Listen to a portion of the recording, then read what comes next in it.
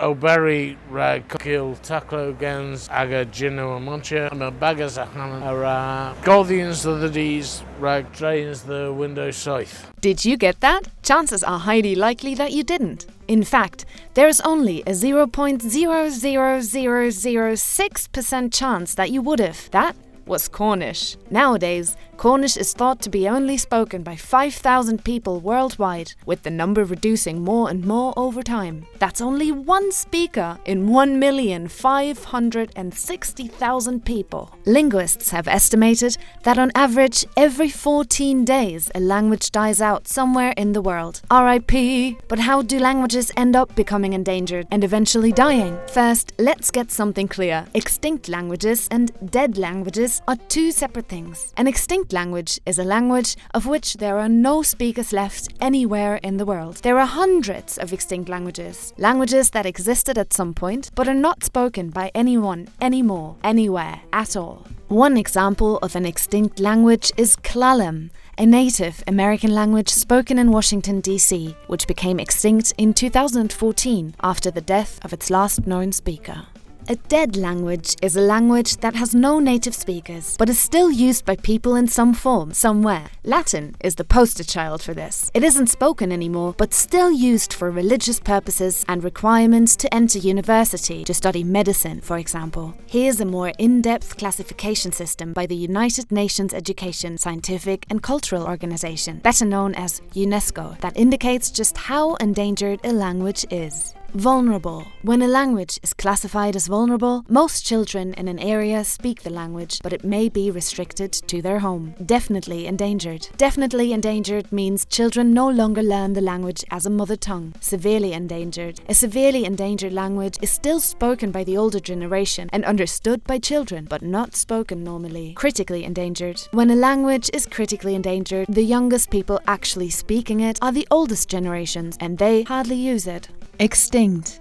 There are no speakers left at all. Back to our opening question. Why do languages die? Languages live and die with the people that speak them. This can happen slowly over the course of many generations, but also much quicker. Let's take a look at different types of language death. Gradual language death is possibly the most natural and common way for a language to disappear from this planet. A community of speakers of one language becomes bilingual in another language and gradually shifts allegiance to the second language until they cease to use their original language. Gradual language death usually occurs when speakers of one language come into contact with the language of a more dominant and powerful group of people, or a prestige language. The speakers of the original language remain bilingual for an amount of time until that language is eventually phased out with time over generations and replaced by the prestige language. The Cornish language is a prime example of gradual language death. Cornish is a southwestern Brittonic language and part of the Celtic language family. It became extinct in the late 18th century, thanks to the growing influence of the English language, as well as the growing perception at the time that the Cornish were of a lower class. To this day, people are fighting about who the last native speaker might have been, but let's leave the fighting to them and focus on the good, because it's not all doom and gloom for Cornish. After lots and lots and lots of efforts by people to keep the language alive, Cornish was revived. Since 2002, Cornish has been recognized as a minority language and went from UNESCO's extinct status to being considered a critically endangered language. So, older people might speak it, but children don't learn and don't understand it. Bottom to top language death is when a language ceases to be used as a medium of conversation, but survives in special circumstances like religion or folk songs. Poster child example again? Latin.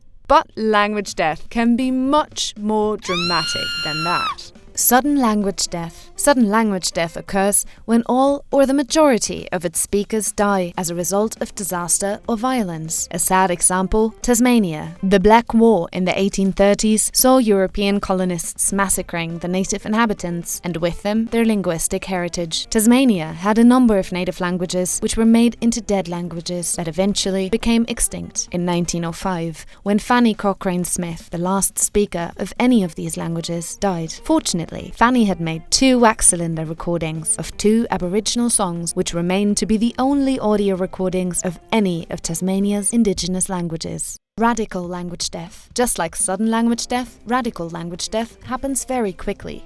usually as a result of governments or groups pushing their agenda through the use of violence. The difference between the two is that radical language death doesn't necessarily mean a language dies with its speakers. Rather, persecution and the threat of violence oppresses the use of a language, so that avoiding it becomes a form of self-defense. El Salvador experienced this tragic form of language death in 1932, when a peasant revolt led by Agustin Farabundo Martí was quashed by the Salvadoran army. In response to the uprising, the army killed anyone who looked Indian, and so those who spoke the language were forced to stop using it. The massacre took the lives of around 30,000 people, and in turn, the Lencan and Cacaupera languages died out. The future of languages. As time goes by, who knows which will be the next language to disappear from the face of existence. Whilst it's guaranteed that small, lesser-known languages will perish frequently, it is likely that even the most spoken languages in the world will eventually meet their demise. Latin, which was once massively popular, eventually died, but its legacy lives on in many Romance languages to this day, such as French, Italian, Romanian, or Portuguese. The same may even happen to the English language. We can already see this happening